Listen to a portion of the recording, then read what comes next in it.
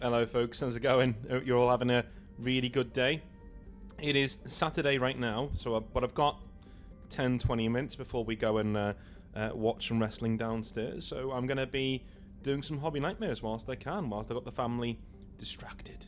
I can come down here and do some hobby nightmares. So I have heard from a lot of you that you're enjoying the Mass Effect stuff, the Mass Effect music on the background. So yeah, I'm going to carry on with that. Since it's getting rave reviews, I'll carry on. And we have 2 hobby nightmares today.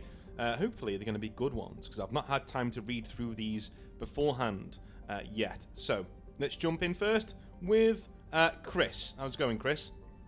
He says, "Hi North, call me Chris. I've been meaning to write in with this story for a while, but after hearing the story from the person about their satanic panic dad, I really felt spurred on to finally write in." Okay. Cool. I grew up in a small village just outside of a town in the Midlands. Okay, so you're in the UK. Yeah, for those of you who aren't in the UK, the Midlands is around like, controversial, right? Because for living on such a small island, we're all really protective of where we come from. That's not the North. This is the North. That kind of stuff. It's really pathetic. But the Midlands is kind of like how do I put it? I guess Birmingham is technically in it. You know, that kind of, all the way around there. You know. Would Leicester be in there? Leicester's the Midlands, Northampton, Coventry, places like that. Anyway, it's in the middle, you know. I never had a particularly good relationship with my father growing up. You and me both can relate. Not in the way you would think, though. We always had food on the table and a roof over our heads. We were always provided for and we were always safe. But that was about as far as it went with him.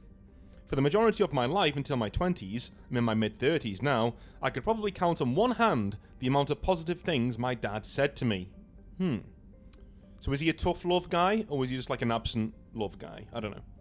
He was always critical of my interests, never supported my hobbies, didn't approve of my friends, didn't like me going out much, and generally just put me down at every single opportunity. As I grew older, I realised he had a pretty severe drinking problem, which I suppose I just thought was normal until I got older. We have a better relationship now though, and it did push me to move out when I was pretty young, which did do me the world of good. Okay, well this seems like the kind of guy who kind of resents his life. Do you know what I mean? As a father, I have to tell you this. When your kid's being annoying, okay, you will get these feelings. I mean this to all the dads out there. Like, don't feel bad about getting these feelings. Like, catching these feelings of like, oh, I hate you so much, right? It's natural, okay? Stephen King wrote The Shining because he was having really, really aggressive thoughts towards his own children that he hated. He hated it. He was like, it really upset him that he was having these thoughts, like we just go away, you know, that kind of stuff. Or like, get out my way when he's walking out of a room when he's got things to do. And he wrote The Shining to confront those feelings, you know what I mean, of a father harming his own family, that kind of horrific thing, you know. And so we all get there. Some of us process it in different ways. And with Chris's dad here, dads like this tend to get like this when they really don't like their own lives. They're going to work every day. They're working really hard. They've got very little joy in their own lives. I don't know what your mum was like. I'm not casting any aspersions on her, by the way. This is me talking about a general situation. You know, the mum can be a bit of a battle axe, maybe, who doesn't give him much joy. You know, he's not getting seen to. You know what I mean, right? Again, he doesn't have any hobbies. Can't go out with his friends because he's too tired when he gets home from work. He's too tired, right? All he gets, as Chris Rock says, is the big bit of chicken. That's all he gets, you know. And a lot of guys get very embittered by that. I was very determined myself to not be that kind of a dad. A lot of people were saying, oh, once you've had kids, you know, all of your hobbies will go away. I'll be like, watch me. Watch me. I'm not being a miserable dad. No. Right?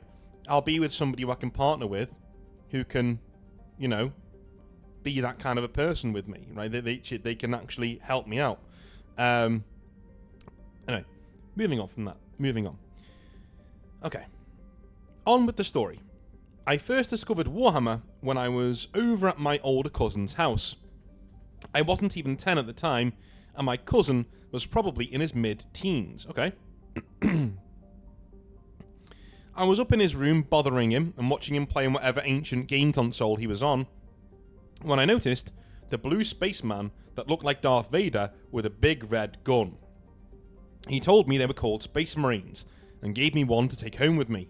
I thought it was amazing, but of course, after a while, it got put into a drawer and forgotten about. Years later, I was in town with my brother and my mum after school. This was just after the release of the Lord of the Rings films, the third one, The Return of the King, and my brother saw an awesome shop with games in the name and a big Lord of the Rings banner in the window. So, we begged my mum to go in. Upon going in, we realised that the shop didn't sell games, but instead sold these tiny models of orcs and warriors of Minas Tirith, who could battle each other over amazing boards that you could make at home. We got some free models from the manager, who has sadly passed away now, brilliant guy though, who was a proper old school Games Workshop guy, and took them home to paint, and whatever acrylics and watercolours we could get our hands on came with us too. We thought they were amazing, and weeks later we went back and bought with our saved up chore money the Lord of the Rings paint set, which had some orcs, warriors of Minas Tirith, and some paints in it. We got home and started assembling, 2-part miniatures max, the dream, and started painting them. I remember how excited we were, but when my dad came home from work via the pub, all he had to say was, we had wasted our money on overpriced plastic crap, quote unquote. Fast forward years later, some more Lord of the Rings boxes, bought with chore money, summer jobs and gifts from grandparents, we discovered Warhammer 40,000. Alright, game over. That's it, bring out the big guns now. This was when the Tau had first been released, and I absolutely fell in love with them the first time I saw them. My friend from school had also started Eldar, and my brother had picked up Space Marines. We had found a local club that played on Sundays, run by some guys in their late teens and early 20s, and went down there to play whenever we could, meeting other lads our age there and playing many fantastic games where we probably knew a good 80% of the rules of Warhammer 40,000 3rd edition, followed by 4th when it came out. Dude, for that age group, 80 to 90% of the rules is a lot. Like, you're doing very well. None of us ever owned a core rulebook, but that didn't matter. The only problem I had was that my dad would constantly berate me for buying the models. I remember buying a metal stealth team blister, £6 back then, would you believe it? Them were the days.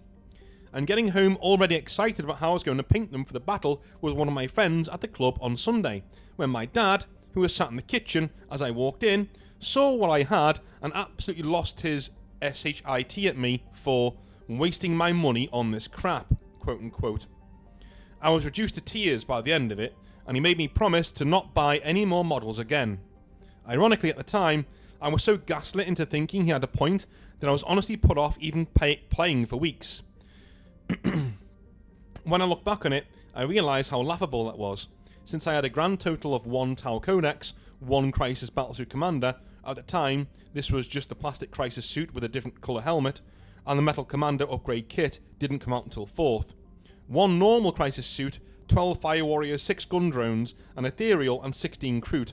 Hardly a pile of shame, and hardly a bank breaker, but there we go. Yeah, I mean, like, how do I put this? Alright. I need to make sure I take these off so I'm not shouting. So, my daughter likes Roblox. Okay. Roblox, in general, is absolute brain rot. It's absolute grade A brain rot. Okay? I don't like her being on it, but I find a way around it because I put parental locks on her account. She can't see certain things. She can't interact with anybody. She can't, accept friend requests. Every single thing she does on her iPad goes to my email address first, right? So, and I can approve or deny whatever's going on. Since then, she's all of a sudden lost interest in Roblox. Go figure, right? Because she's playing games that are appropriate for her age level now. So I get the frustration of your kid being into something that you don't think is good for them, but you owe it, any parent worth their soul owes it, to look into what you're doing and take an interest in it, and then find what's harmful about it, take that away, and let you do the rest. Any good parent looks at Warhammer and goes, this is the greatest godsend I've ever been given as a parent. Apart from the price, I get it, right? It's a lot of money. Aside from that, though, this is the greatest godsend you've ever been given as a parent. This is a hobby that's going to teach your kids teamwork, socializing with others. It's going to bring out their creative side in terms of reading and writing their own stories, learning the rules, getting into all that kind of thing, artwork, right? And also arithmetic, problem solving, tactical thinking, being able to think on your feet. All of these are absolutely prime skills that every child needs to know. So, quite frankly, I don't really care how little time you have as a parent. If your kid is getting into Warhammer, or something akin to Warhammer, you need to go and have a look at what's going on, right?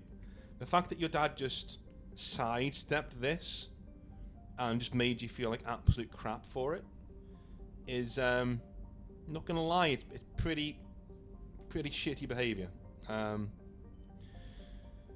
there we go. Anyway,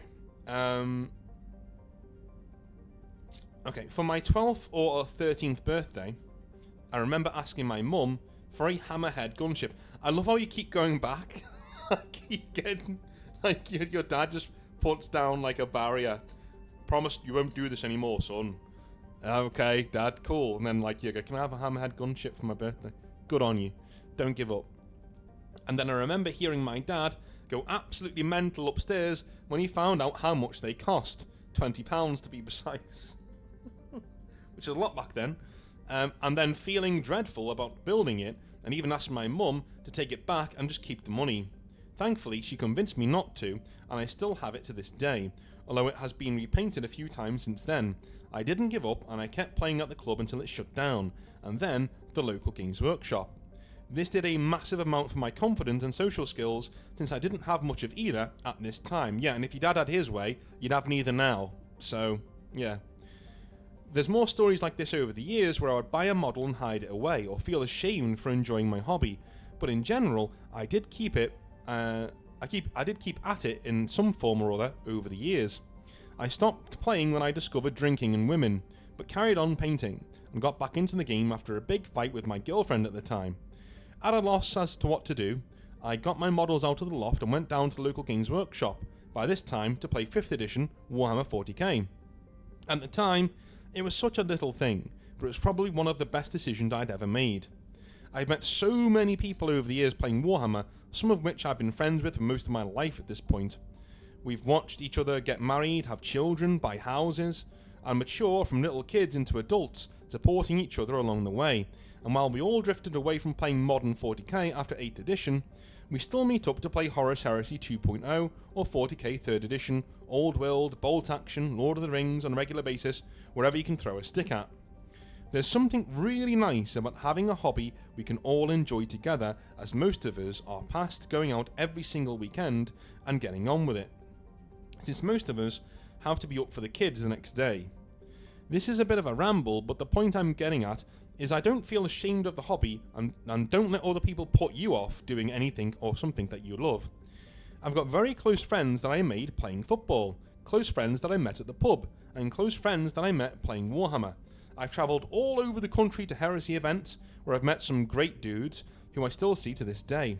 If I had listened to people bringing me down all the time, and given up my hobby like other people wanted me to, I wouldn't have the support network and friendships that I have made to this day, and frankly, I'd probably be very bored when my missus isn't around. Obviously, no one should let the hobby become their whole life, but the positive effects of Warhammer can't be understated.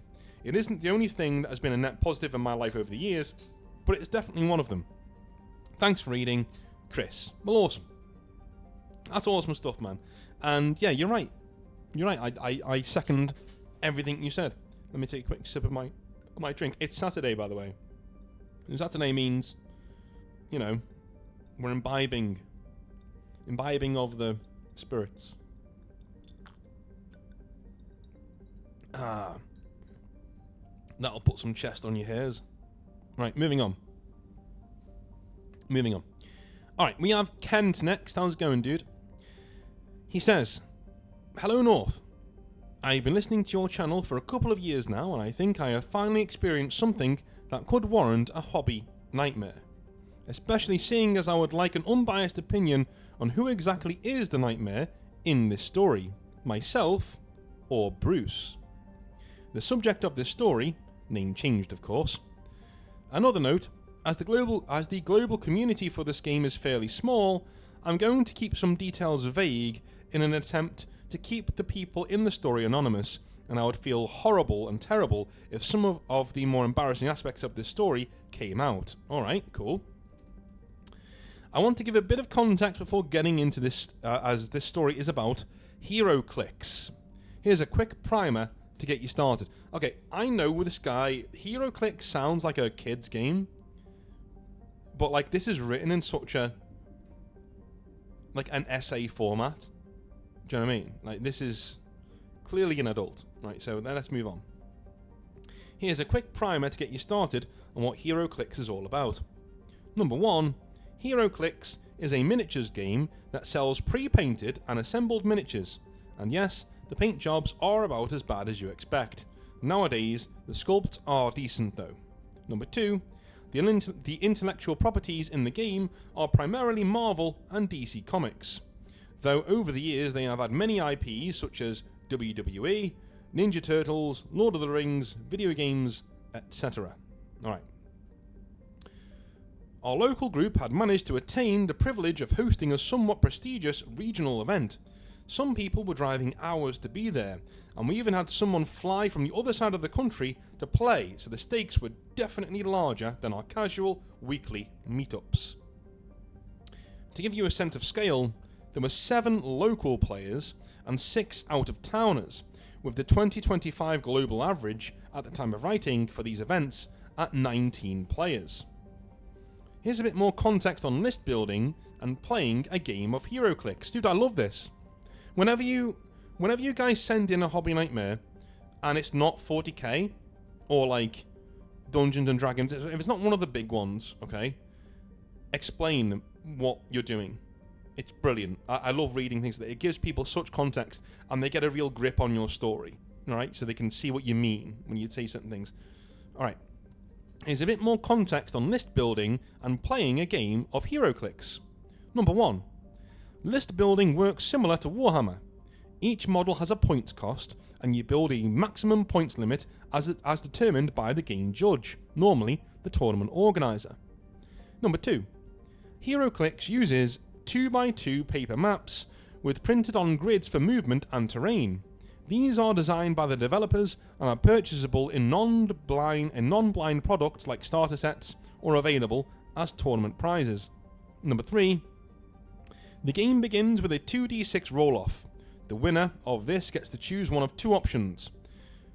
Number 1, the first player sets up first, gets the first turn, and picks which edges of the map the players will use for deployment. Or number 2, the second player picks the map. Alright. Number 4. Hero Clicks is like Warhammer in that one player takes the entire turn before passing it off to the other player. It's not quite as bad as Warhammer, as a typical game is limited to 50-ish minutes, meaning turns only often take around 5 to 10 minutes. Number 5. For the first round, 1 turn for each player, as long as players do not leave their deployment zone, they cannot be damaged or affected by opponents in any way. And number 6. If a player's force is completely wiped off the board, they automatically lose. Alright. Moving on. The team I was running in this event was a little unusual. You see, many HeroClix players often design teams whose range and or movement can reach across the map in a single turn and still deliver powerful attacks. This Alpha Strike strategy often makes highly competitive games a bit of a coin flip. Unless the second player has come prepared to go second and can position their forces to mitigate this assault, or has picked a map with the right terrain to limit their opponent, the second player likely has taken too much damage to successfully counterattack at all. I have really struggled with enjoying competitive games, as I found the coin flip nature of going first left me disappointed whenever I was giving or receiving the alpha strike. To combat this, my list was designed specifically to go second. It was basically crime bosses or leaders to give buffs to my army, along with an absurd amount of goons and chaff units. These goons have a special ability that allows them to almost infinitely recycle themselves. For every one goon that gets knocked out, 0 or 2 goons will take their place, depending on a d6 roll. This means that regardless of how hard my opponent's alpha strike is, I will always have plenty of bodies on the board to keep the game going. Whether I win or lose with this team, I find the game is almost always interesting for both players, because there is never a mopping up stage to the game where the already determined winner is simply picking off stragglers. Dude, that is the worst part of 40k. In a nutshell. And do you know what's even worse? When you get dudes who insist on playing that through, like it's so obvious that player A is won, and he still wants to make you sit there for another 2.5 hours while he mops up the rest of your army. It's just like, dude, come on. You know what I mean? Like, if there's literally no... And what I mean by that is, if there's no chance of you winning, like, literally no chance, then I'm like, you know, play the game, mate. You know what I mean? We haven't got all day. I want to get another game in with somebody else. You know, I've got like 3 models left. It'll take you ages to kill them, but I can't take any points. Can we just call it? You know, the guys who insist on carrying on, nah, dude, come on. I'm moving on. You might be wondering how an infinitely respawning army is fair. Well, number one, HeroClix does not have an objective system like most wargames. Instead, when you kill an enemy miniature, you get victory points equal to the cost of that enemy. Number two, this means in a timed game, all that matters is whether the handful of heroes or villains I manage to overwhelm outweighs the amount of goons they will take out in the process. Quality versus quantity. Moving on. The first 3 games I played are relatively inconsequential. I'm currently 1-2, wins and losses, so he's lost 2, won 1, heading into the 4th round. The tournament is set up so that you play people with similar wins and points, and I get matched up with Bruce. Bruce is a local player that some 10 years ago was playing at the nationals level and played for blood even at casual events. After realising he was not well liked for this, he took a break for 4-ish years. It gets hard remembering this far back. But anyway, before coming back, and for the last 4-ish years, he has been pretty good at playing casually. The one thing that still bothers me about him is that he gets really stressed out when the slightest unexpected event happens. If somebody calls him out for an incorrect ruling, or his dice throw him a loop, he gets really flustered. We've all gotten flustered at times in wargaming. It comes with the territory, but I'm with you. Anyways, we start the game. He wins the roll-off and elects to go second. This is smart because my team is so dedicated to going second that I don't actually have the reach to alpha strike him even if I wanted to, even if I'm going first, meaning that Bruce gets to pick the map and effectively get the first hit in. I didn't expect this level of tactical assessment from him, but I heard from other players he had been practicing a lot leading up to this tournament. I wonder if that fact and that he was on one of the 2 bottom tables had him on edge already, as he was likely expecting to do a lot better given his practice, and I'm sure his games weren't going according to plan if he was in this bracket with me in the low end of the standings. I take my first turn and begin advancing up the board. With my overwhelming numbers, I can afford to split my forces, sending one up to harry his back lines, while another group remains near the deployment to protect my crime boss characters and fend off an aggressive alpha strike. Bruce simply passes his turn. His army has plenty of reach, so all he needs to do is wait for the first round immunity to turn off. I take my second turn and reach his deployment with my advanced forces. On his second turn, he launches his offensive, bolting past my forces and attacking my crime bosses hiding on the end of my map. At least, that That's what he thought he was going to do. Instead, he realizes that by mostly skipping his first turn, his army isn't quite in the right position to get around all the terrain on the map he chose. Okay, so he's screwed up here. Big time by the sounds of it. I end up calling him out a couple of times when he tries to draw a line of sight through a wall or a building. I must clarify, it's nothing rude. I say something like, oh, I don't think she's got line of sight because of the building, mate. Or, let me use my string. Here, see? His sight line crosses the corner of this wall, I'm afraid. I don't think he can make it. Things like that, I was saying to him. This should be standard stuff for two people who have played the game for decades, but I'm fine with taking the game slowly. We are so far down the ladder that this game hardly matters to our standings anyway. Bruce, however, is getting more and more frustrated, and it probably takes him 10 minutes just to do his first movement of the game, let alone all of his attacking. Bruce eventually managed to get some guys across the map and started cracking skulls. Of course, as he begins decimating my goons, I get to respawn some of them, placing them between my exposed crime bosses and his attacking forces. Now, Bruce is absolutely no stranger to my list. While most players will change up lists for each competitive tournament event, I have played my list consistently for the past year or so, so naturally, when the goons suddenly interrupt his plans, he is utterly shocked out of nowhere. These lines here are paraphrased, but Bruce, I quote, "Oh no, I can't keep attacking your crime bosses. My strategy is completely broken now." Me, it's not like the game is over, dude. You can still get lots of points for killing my goons, or you can even try to retreat and circle around to get at my prime bosses here. Look, see? Unquote. Bruce does neither of those two things. Instead, he sits there for probably another 10 minutes, bemoaning the fact that I'm actually trying to stop him from obliterating my army. Eventually, he decides to just try to break through my lines. The game continues on fairly uneventfully. My goons swarm his heroes, while he cuts them down in droves. He eventually manages to get another shot on at one of my crime bosses, carefully planning an attack to punch through my lines. And, when he makes his fateful attack, roll against my kingpin, Snake Eyes. So what's the significance of Snake Eyes in HeroClix? Well, number one, all attack rolls in HeroClix are 2d6, plus the attacker's attack stat. Number two, Snake Eyes are rolling 2 1s on 2d6 is a critical miss in HeroClix. Number three, not only do you automatically miss the attack, regardless of the total, but the attacking character takes a point of damage. And number four, it's kind of like rolling a natural 1 in tabletop role-playing games.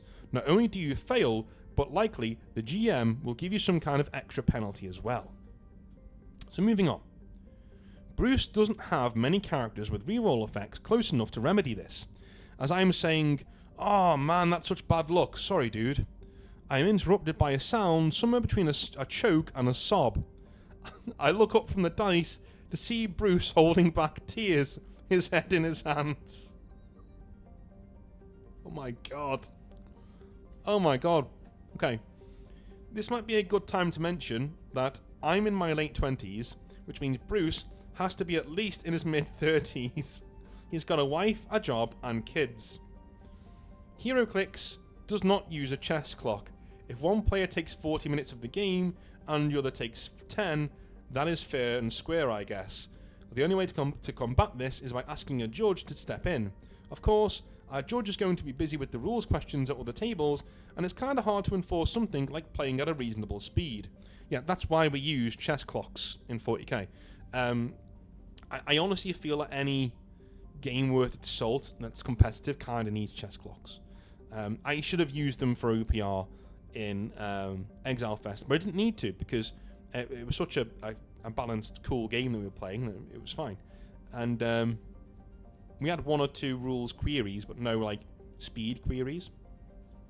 By speed queries, I mean the speed of the game. We weren't being solicited for illicit substances. Not all day, anyway. Anyway, Bruce takes another good 10 minutes to compose himself. Again, bemoaning that all of his plans are not working, and everything is falling apart. Okay. Have any of you noticed that the most common thing that's said in a game where two friends are having an argument is one of them will say, well, dude, do you want me to just not play? Or do you want me to just, like, let you beat me? Because, like, all I'm doing is trying to stop you from doing what you want to do. To stop you from killing me, right? Yeah, you know? It seems to be the one thing that keeps on being said. I have had to say it a few times. Friends have had to say it to me in the past. Because there are some moans that you do that are literally you just moaning at the game, not the player, right? You're bemoaning your bad luck. The way I do this, the guy who I play most games with is Steady, who's appeared on the channel a few times. The way I do this is that I always say to him before we play a game, if I have a go at something, I'm having a go at the game, not you, man. I'm bemoaning my bad luck. That's all. I'm not having a go at you. You got full right to play for blood if you want to, or to play however you want to play. But I will be bemoaning my bad luck if I say something like this. And he's like, yeah, man, no problem. And that's how we deal with it. You know what I mean? Before we even start. Same for him, by the way. He says, yeah, I'm the same too. And he will say certain things like, oh, bloody, you know, that kind of thing. We both do it. But anyway, moving on. So, now, when you're playing a game and your opponent starts crying, you instinctively feel bad. I said this the other night. I have an empathy gland, yes. A very large empathy gland. It doesn't matter what you've done. If there's a crowd having a go at you, I will feel empathy for you. You know, I may not like you, but I will feel empathy for you. Same with this guy. It has to be my fault, right? Players after the game asked me, wow, how bad did you stomp him? You nearly had him in tears. I handle him with kid gloves for the next few turns until a few things come to my mind. Number one, Bruce is a grown man, nearly crying over a game of little action figures. And number two, Bruce has eaten up a lot of time on his clock, but simply by complaining. On the clock. There are no clocks, yeah. On the general clock of the game, right. And number three, I have no idea who is winning. While we keep tallies of kills, we don't actually add them up until the end of the game. You might disagree, North, but I think I was right in not calling a judge or asking him to speed up his turns. He was clearly distraught, so no judge will take my side, and again, why should I even care? I'm not going to place well regardless of what happens in this game. However, I can't help but start getting bitter about this whole ordeal. A sneaking suspicion creeping into my head that Bruce is not doing as poorly as his attitude suggests. We keep playing and eventually time is called. Bruce dejectedly says I have crushed him, and I simply reply with an uncharacteristic amount of venom, not unless you slow-played me. Bruce is a bit taken aback, realising that I've been bottling some stuff up for the past few turns of the game. We begin adding up the points to see who actually won, and he mutters, well, you know, everyone always is going to feel as if they got cheated out of something in a timed game, you know. Now, I can kind of understand why Bruce is down in the dumps. He really struggled with his opening moves, something he definitely practiced and thought he had down pat. He had a really crucial critical miss.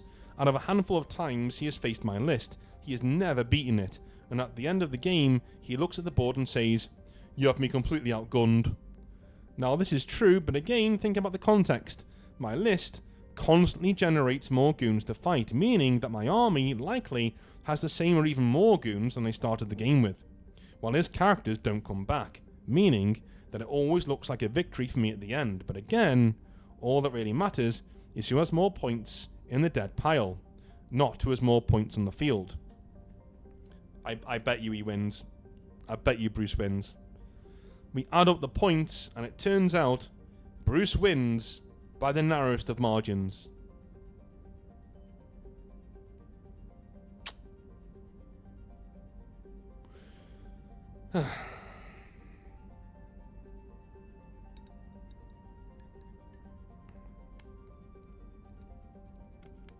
Okay. One sec.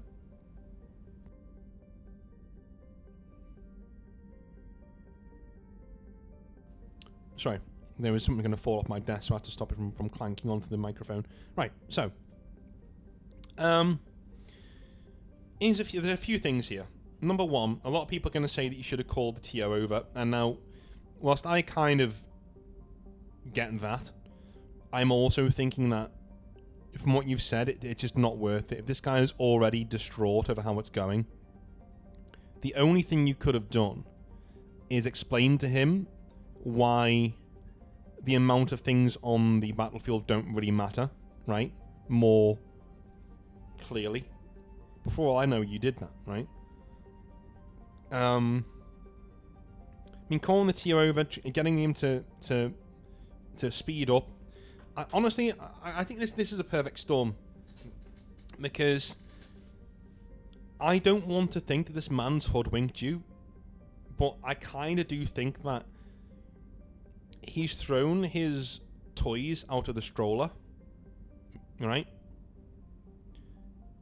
Because he kind of knew that he's a very experienced player. He kind of knew that by tying you up in time will mean a win for him, right? He kind of knew that. The way that you're explaining it to me, that, you know, it doesn't matter how many people are on the field. He's saying, oh my god, you crushed me at the end, because he's trying to cover up the fact that he won, and that he won by shenanigans, right?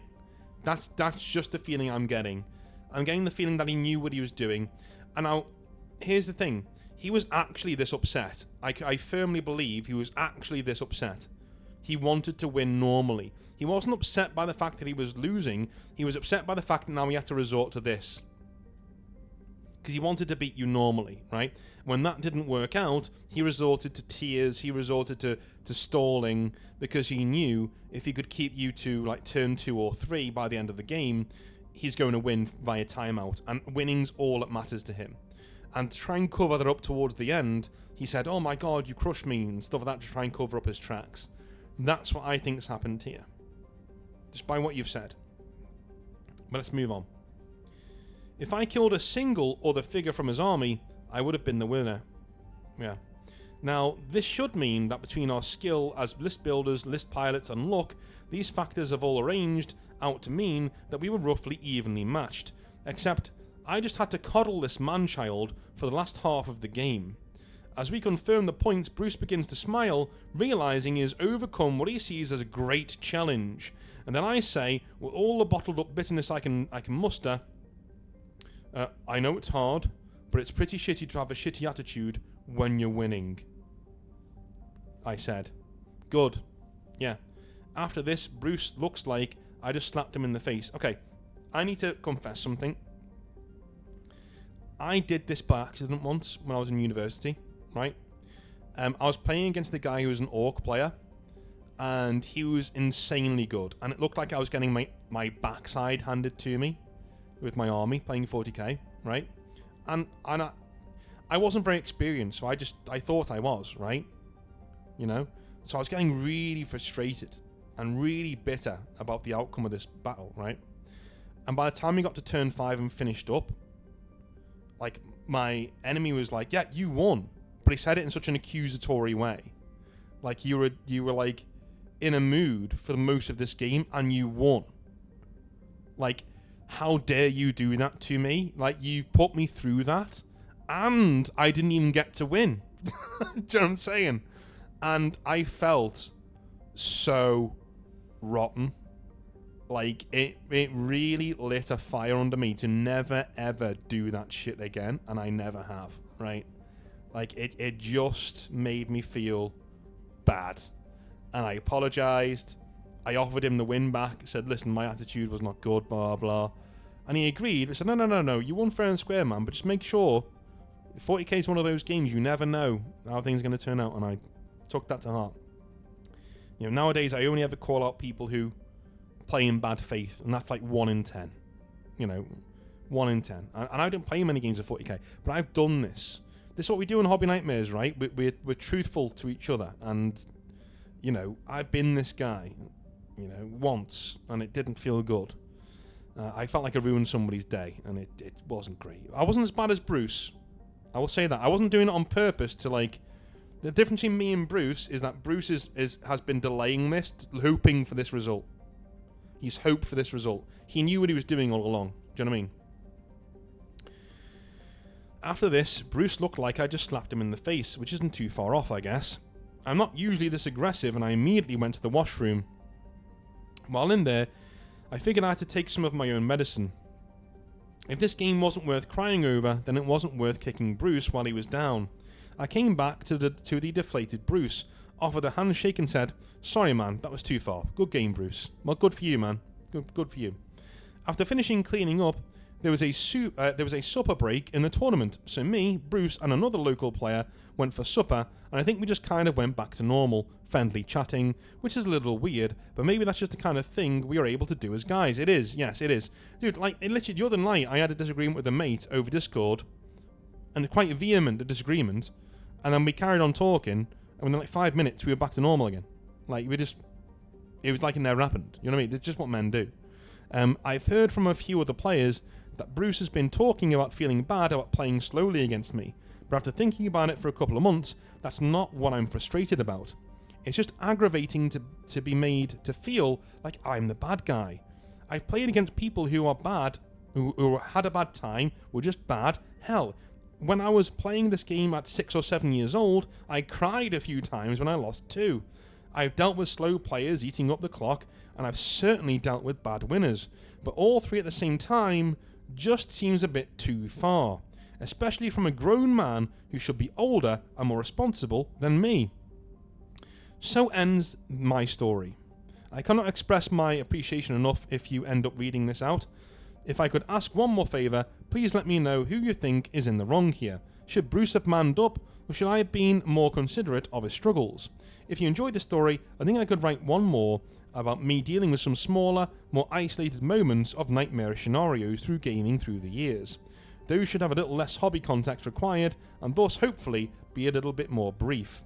If you have any critiques to make my writing better for you, please let me know. Thanks, Kent. I have none, mate. That was beautifully written. That was absolutely beautifully written. And on the other side of that, a bonus for you. I don't think you were in the wrong at all. I think you had a very human response to a very human problem, and I think you need to give yourself a break, dude. I really do. I think he was in the wrong, and he may have been having a bad day, but I still, to this day, not to this day, but I've only just read it out what I'm talking about, I still think he kind of knew what he was doing on some level. He was very experienced in the game. I still think he kind of knew what he was doing. That's just me. Anyway, those are Hobby Nightmares for today. I love you all a long time. I'll speak to you tomorrow for some more 40k rantage. Have a wonderful rest of your day, and I'll speak to you soon. Have a good one. Bye now.